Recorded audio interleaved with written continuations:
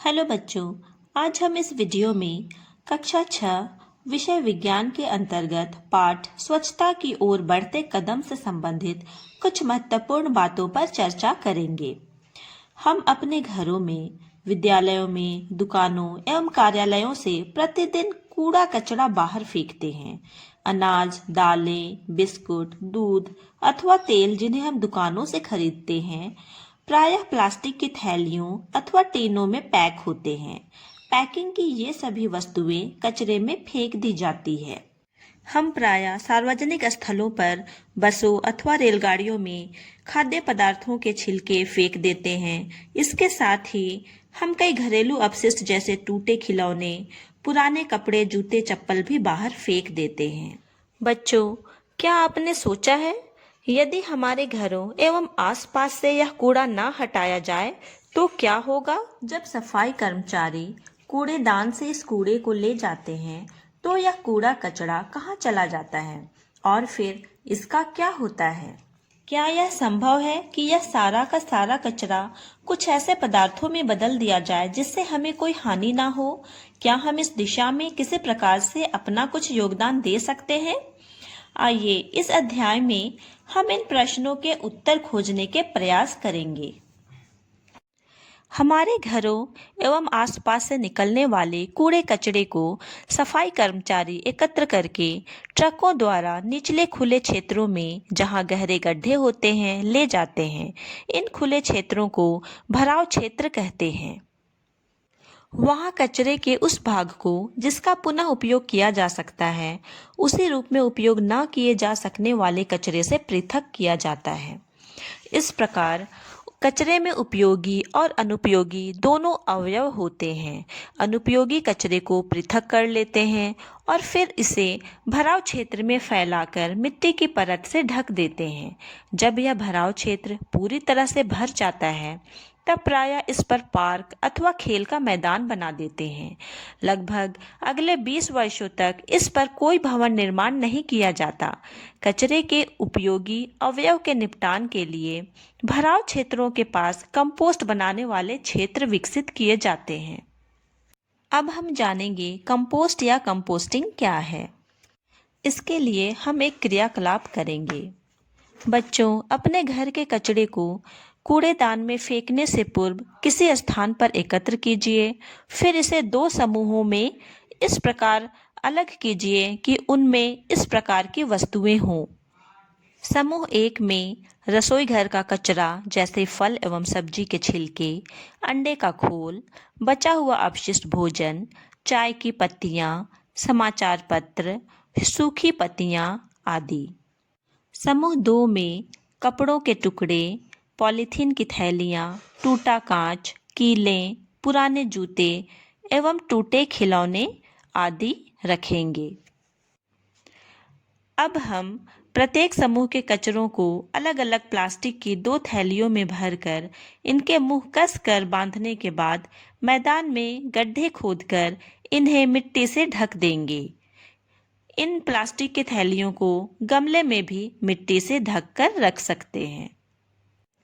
4 सप्ताह के बाद कचरे के ऊपर से मिट्टी हटाकर कचरे में हुए परिवर्तन को जब हम देखेंगे तो पाते हैं कि समूह 2 में रखे कचरों में किसी प्रकार का कोई परिवर्तन नहीं दिखाई देता है, लेकिन वहीं पर समूह 1 में रखे कचरों की थैली में जब हम देखते हैं तो वे कचरे विगलित दिखाई देते हैं तथा उनका रंग काला हो जाता है और उसमें से कोई दुर्गंध नहीं आती है। कचरे का काला हो जाना तथा उससे कोई दुर्गंध न आना यह दर्शाता है कि कचरे का पूर्ण विगलन हो गया है, अर्थात यह उपयोग के लिए तैयार है एवं इसे हम मृदा में मिला सकते हैं। हमने देखा कि कुछ चीज़ें विगलित होती हैं, अर्थात सड़ती हैं, जिनसे खाद बनती हैं और जिनका प्रयोग पौधों के लिए किया जाता है। वैसे कुछ पदार्थों के विगलित और खाद में परिवर्तित होने की प्रक्रिया को ही कंपोस्टिंग कहते हैं। कुछ शहरों तथा नगरों में नगर पालिकाएं 2 प्रकार के कचरे को एकत्र करने के लिए 2 अलग अलग कूड़ेदान प्रदान करती हैं। प्रायः एक का रंग नीला तथा दूसरे का रंग हरा होता है। नीले कूड़ेदान में पुनः उपयोग किए जा सकने वाले पदार्थ डाले जाते हैं, जैसे प्लास्टिक, धातुएं, कांच आदि। वहीं हरे कूड़ेदान रसोई तथा अन्य पादप अथवा जंतु अपशिष्टों को एकत्र करने के लिए उपयोग किए जाते हैं। बच्चों, अब आप समझ गए होंगे कि कचरे को फेंकने से पहले उसे 2 समूहों में अलग करना क्यों जरूरी है। क्या आपने सड़कों के किनारे सूखी पत्तियों के कचरे के ढेर देखे हैं? बहुधा इन्हें हम जला देते हैं। प्रायः किसान भी कटाई के पश्चात खेतों में सूखी पत्तियां, फसली पादपों के अपशिष्ट तथा भूसे जैसे अपशिष्टों को जलाते रहे हैं। इन्हें जलाने पर हानिकारक गैसें तथा धुआं उत्पन्न होता है। हमें इस पद्धति को समाप्त करने का प्रयास करना चाहिए। इन अपशिष्टों को हम उपयोगी कंपोस्ट में परिवर्तित कर सकते हैं और उपयोग कर सकते हैं। बच्चों, केंचुओं की एक प्रजाति पाई जाती है जो लाल रंग का होता है। इसके द्वारा हम रसोई घर से निकले कचरे को खाद या कंपोस्ट के रूप में बदल सकते हैं। रसोई घर के कचरे को लाल केंचुओं द्वारा कंपोस्ट या खाद में बदलना वर्मी कंपोस्टिंग कहलाता है, जिसे हम कृमि कंपोस्टिंग भी कहते हैं। केंचुए किसानों के मित्र भी कहे जाते हैं। वर्मी कंपोस्टिंग के द्वारा हम अपने विद्यालय में खाद बनाकर कचरे का निपटारा कर सकते हैं। मैदान में लगभग 30 सेंटीमीटर गहरा एक गड्ढा खोदेंगे या फिर कोई लकड़ी का बॉक्स किसी ऐसे स्थान पर रखें जो ना तो बहुत गर्म हो ना ही बहुत ठंडा। गड्ढे अथवा बॉक्स की तली में एक जाल बिछाएंगे या रेत की 1 या 2 सेंटीमीटर मोटी परत भी बिछा सकते हैं। अब रेत के ऊपर या जाल के ऊपर सब्जियों अथवा फलों के अपशिष्ट बिछा देंगे। अपशिष्ट की परत को पोला ही रहने देंगे ताकि इस परत में पर्याप्त मात्रा में वायु एवं नमी बनी रहे। अब आपका गड्ढा लाल केंचुओं के स्वागत के लिए तैयार है। कुछ लाल केंचुए खरीदकर इन्हें गड्ढे में रखेंगे। अब इन्हें जूट की बोरी, पुरानी चादर या घास से हल्के से ढक देंगे। लाल केंचुओं को भोजन चाहिए। भोजन के लिए इन्हें फल तथा सब्जियों के अपशिष्ट, कॉफ़ी तथा चाय छानने के बाद बची हुई पत्तियां या खेत एवं बगीचे के खरपतवार दे सकते हैं। इस गड्ढे में इस भोजन को लगभग 2 से 3 सेंटीमीटर गहराई में दबा कर रखना अच्छा होता है।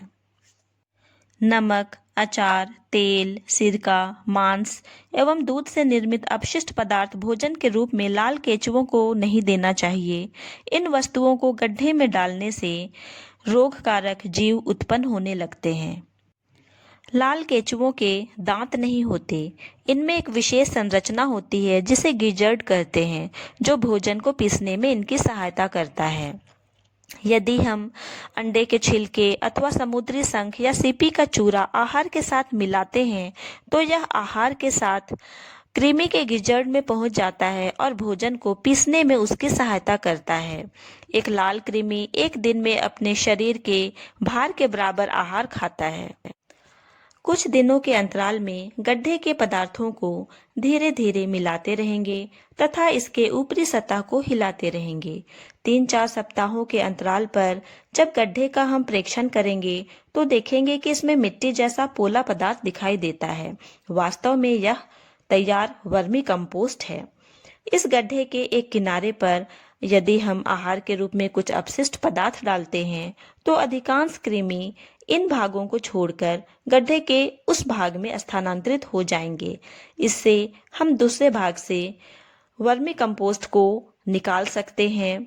इस प्रकार अब हमारे पास प्रयोग के लिए वर्मी कंपोस्ट तैयार हो जाता है।